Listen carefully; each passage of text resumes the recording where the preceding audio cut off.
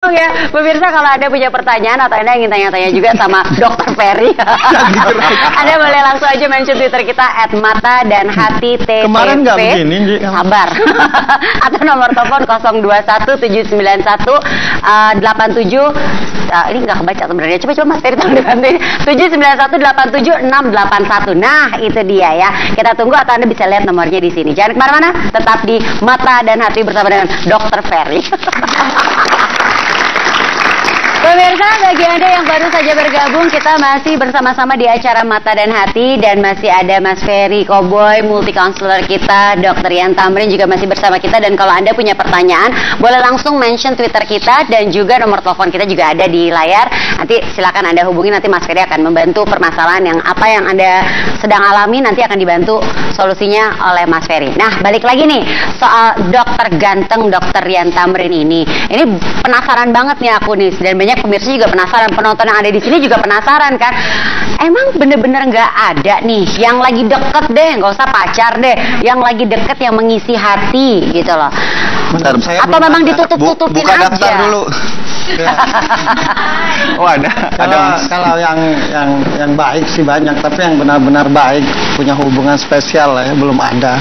Jadi kalau ada yang mau daftar nggak apa-apa, belum ada juga. Nah, dibuka buka ya? hotline-nya. Ya. Memang belum ada. Karena menurut saya begini, dia seperti yang saya bilang tadi, bukan orang yang mau pacaran lama begini-begini. Kalau udah cocok, merit itu yang dia mau. Jadi menurut pandanganku kalau nanti justru dia punya pacar itu dengan tidak dia rencanakan. Oh, kirain punya istri 2. Jangan. Terus. Dengan tidak dia rencanakan itu. Ya, seperti itu. Ya. Emang bukan nantinya menurut pandanganku ya. Nggak punya rencana, memang Sih, atau nggak? dalam arti kalau tidak punya rencana ya mustahil ya. Nggak, maksudnya nggak punya planning buat pacaran lama. Maksudnya begitu ketemu yang serak ya udahlah langsung aja. Iya. Karena Ya gini, maksud saya sih kalau menurut saya proses itu bisa kita lalui sebelum nikah dan juga bisa kita lalui setelah nikah. Ya. Jadi saya yang penting di sini kalau menciptakan suatu hubungan itu yang harus saya lihat kenyamanan yang pertama sebenarnya nih, kalau bisa jujur ya, bukan saya tapi keluarga.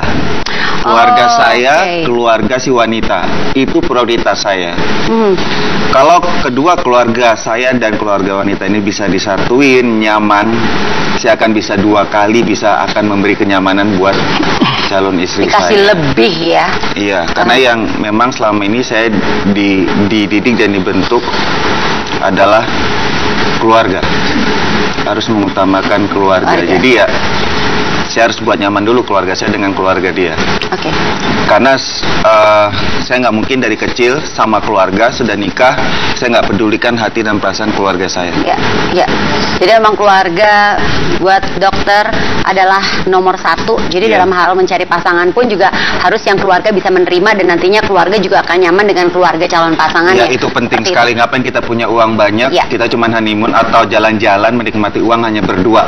Saya tuh punya visi ke depan, kalau saya punya rezeki segala macam, saya bawa keluarga. Saya tuh orangnya seneng yang rame-rame. Saat saya istilahnya gini, saat saya single gini, alhamdulillah rezeki ada, saya tuh jarang jalan sendiri. Saya selalu ngajak kakak saya, adik saya, gimana saya harus berbagi ini dulu. Oh, artinya gini, ketika dia dekat dengan seseorang yang dia lihat bagaimana dia dengan cewek ini dengan keluarganya. Itu yang misalnya dengan kakak saya atau dengan abang saya lihat cocok. Oh, oke. Pertanyaanku satu, dia nyaman, dia cocok dengan keluargamu. Tapi kamu tidak punya rasa, misalkan biasa aja. Terus apa? Kalau saya sih prinsipnya di saat saya sudah ngenalin ke keluarga besar saya, berarti itu saya sudah dalam fase nyaman. Sudah fase nyaman. Fase nyaman. Nah, fase nyaman ini ada fase kedua. Dia nyaman nggak dengan keluarga saya nyaman nggak dengan dia. Ini ada pertanyaan dari Twitter nih, dari @rosifra. Katanya gini, Dokter Yan pernah nggak sih ngerasa sayang sama cewek? Karena apa yang bisa membuat jadi sayang? Apa emang karena nyaman aja? Nyaman ini kan nggak ada kriteria di sekolahan ya secara formal. Jadi tapi kalau merasa sayang, kita ini kan manusia diciptakan dengan kasih, sayang dan cinta. Itu pasti ada. Sayang itu bisa muncul dalam waktu 1-2 hari, tapi juga sebenarnya kita sendiri yang menghilangkan rasa sayang itu kan, dikarenakan ada ABCD lagi. Jadi ya sayang kepada seseorang itu ada saat sayang itu hilang juga pernah. Oke. Kriteria perempuan seperti apa yang bisa membuat dokter jadi yang jatuh cinta gitu? Selain tadi bisa dekat sama keluarga, bisa kan buat pasti ada ketawa kriteria ibu khusus. saya, bisa buat ketawa-ketawa kakak adik saya, abang saya. Karena gini, Udah pernah ketemu sama Mbak Nunung? oh iya. Bisa ketawa loh. Tapi ini benar loh, benar. Ketawa ini maksudnya ya banyak keluarga yang bahagia tapi hanya mereka berdua. Itu jarang melibatkan mamanya, papanya, kakaknya. Iya, betul. Dia ini sangat dekat dengan keluarganya dan sangat dekat dengan ayahnya. Almarhum ayah tepatnya. Iya, sangat dekat. Makanya ketika ayahnya saat ayah saya meninggal, kan itu kakak sama abang saya bukan di kota yang sama, terutama. Jadi di situ saya menjadi seorang abang. Saya mengayomi tanda kutip ya.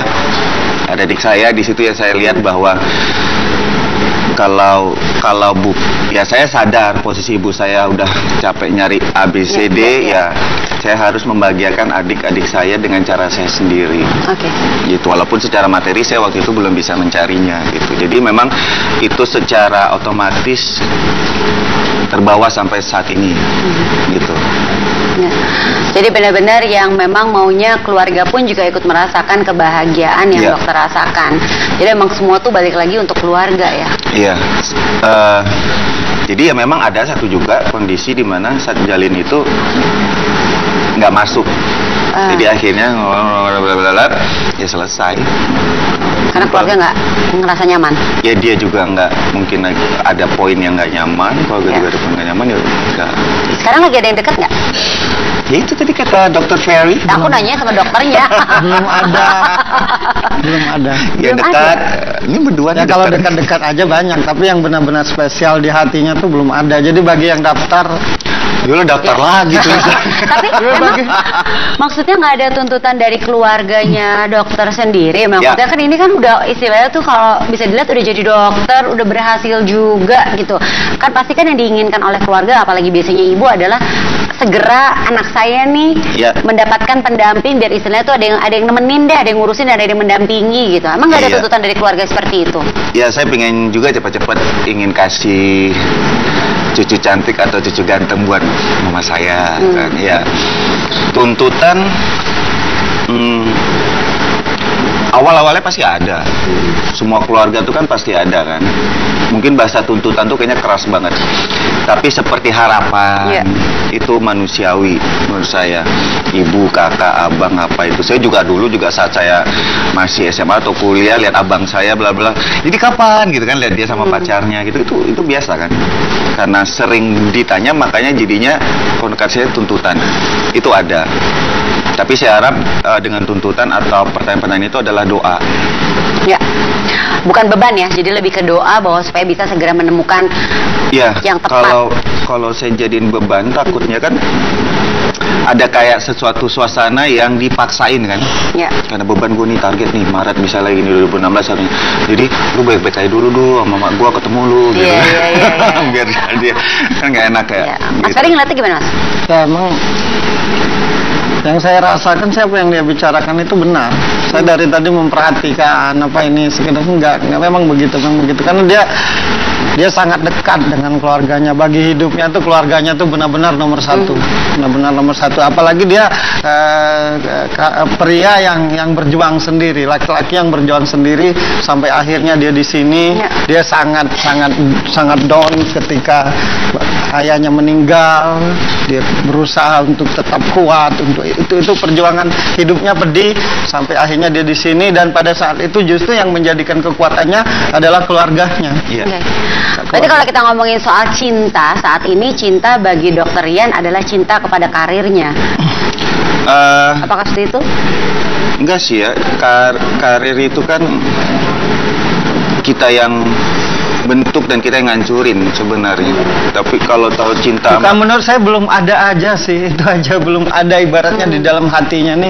Ini target saya belum ada. Saya juga nggak mau mikir, wah mentang-mentang saya lagi di program A gitu, lagi gini-gini, wah saya nggak mikirin yang namanya cinta saya. Simple, manusiawi saat sesibuk apapun kita dari pagi di kantor atau di lokasi pulang tetap alone. Ya, sendiri. Nah, ada rasa kesepian nggak sih sebenarnya? Jelas ada. Siapa yang mau ngisi? Sekalian aja mumpung hari ini pilkada ya, mungkin bisa ada box lagi sekalian di sebelahnya, jadi daftar juga. Tidak ya. ada. Dia orangnya sederhana. Jadi nggak ada rasa kesepian. Gini orangnya tuh. Memang ini contoh. Makan, ya alhamdulillah. Hari ini juga belum bisa makan, ya alhamdulillah, begitu orangnya. Jadi nerimo. Ya, memang begitu orangnya. Okay. Ya, semoga saja bulan depan saya punya pacar, ibarat diniatin dan berdoa kepada Tuhan. Terus bulan depan belum ada pacar pun nerimo. Begitu orangnya, nggak banyak tuntutan. Begitu dokter. Iya, sederhana sekali. Ya nerimo 100% kan kita nggak boleh ya. Udah mati gitu. Cuman ya dalam hal-hal keseharian memang saya memang punya ambisi, saya punya tujuan, tapi untuk hal-hal yang bisa ditoleransi saya tidak mau memperbesarkan masalah. Oke, baik. Itu. Sekarang kita mau ngobrol-ngobrol nih sama sudah ada satu penelpon dari Jakarta. Selamat siang, Fani. Halo, Fani. Halo, ini kayaknya mau daftar nih. Tadi kan Dokter Ferry udah buka pendaftaran ya. Silakan. Apa kabar, Fani? Halo, selamat siang. Siang. Apa yang mau ditanyakan nih? Iya, halo. Ya, halo. Baik. Apa kabar mata dan hati? Baik. Ini Iya. apa yang mau ditanyakan nih, Bu Fani? Iya, saya mau nanyakan sebelumnya salam buat Dokter Rian. Salam Ya, balik. Iya, Bu Enji dan Mas Ferry. Ya. Tapi ngomong-ngomong TV-nya boleh dikecilin dikit volumenya? Oh ya, Ibu oke, Fani? oke. Ya. Ya, sebentar ya. TV-nya ada di kelurahan jadi agak jauh ya kecilinnya ya. Oke. Ini jalan dulu ya. Oke. Oke. Ibu Fani silakan pertanyaannya apa? Ya, pertanyaan saya mungkin tertuju kepada Mas Ferry. Ya. Saya mau nanya, ini kan saya mau curhat sedikit tentang masalah boleh rumah tangga. Masalah rumah tangga saya tentang suami. Ya. Saya belum 1 tahun menikah, tapi kok belum 1 tahun menikah, suami mengkhianati dengan dia menikah secara diam-diam, dan itu saya tahunya dari kolega, dari ada rekan yang tiba-tiba datang, udah lama nggak datang, terus dia datang ngasih tahu itu terjadi. Nah, singkat cerita, belakangan ini suami minta kembali kepada saya, dan saya udah nggak mau lagi karena janji suci pernikahan, komitmen di hadapan semua keluarga besar itu telah dihianati lah gitu. Nah, intinya saya ingin tanya sama Mas Ferry, karena dalam waktu dekat ini saya udah ke pengadilan dan tinggal nunggu persidangan, dan suami terus menghubungi dan mengatakan tidak akan melepaskan saya gitu. Tapi ini saya udah nggak kuat karena selama pernikahan ini selain ada tindakan kekerasan juga yaitu pernikahan itu. Jadi sayanya udah nggak kuat gitu. Nah, menurut pandangan Mas Ferry, apakah langkah yang saya ambil ini udah pas buat saya, dan apakah penyesalan mantan suami itu benar-benar sungguh-sungguh atau hanya di mulut saja gitu? Oke, baik. Terima kasih Bu Fani. Silakan Ya, Mas Berat Ferry. ini pertanyaannya. Iya nih, masalah karena rumah ini tangga hidup ya. dan mati ini. Tapi saya akan coba jawab dengan apa adanya. Rumah tangga itu bukan hal yang gampang dibikinnya, dilaksanakan. Dan setiap suami istri pasti ada kesalahan, pasti. Tapi menurutku tetaplah pertahankan rumah tanggamu. Dan menurut pandanganku suamimu benar-benar ingin berubah. Kenapa juga aku suruh tetap bertahan? Walaupun sedikit, hatimu juga masih punya rasa, sangat punya rasa hatimu. Tapi karena kecewa, karena marah, karena emosi, karena ini, akhirnya kamu memutuskan lebih baik berpisah. Nanti kalau berpisah, malah tambah jadi sama-sama nggak benar. Jadi saranku tetaplah bersama. Karena suamimu itu sungguh-sungguh ingin berubah kali ini ya. Sungguh-sungguh. Oke. Saya ini jawab apa adanya loh, karena ini bukan hal yang enteng ya. yang enteng, apalagi sudah mau ke pengadilan. Oke, ya, semoga jawaban dari Mas Ferry bisa sedikit membantu permasalahan yang tengah dihadapi oleh Ibu Fani. Jadi kalau saran dari Mas Ferry sih tetap mempertahankan pernikahan gitu ya. Dan buat Anda yang ingin bertanya, Anda punya pertanyaan, Anda punya permasalahan yang lainnya, silakan Anda boleh langsung menghubungi kita via telepon atau bisa juga melalui Twitter kita. Jangan kemana-mana, tetap di Mata dan Hati.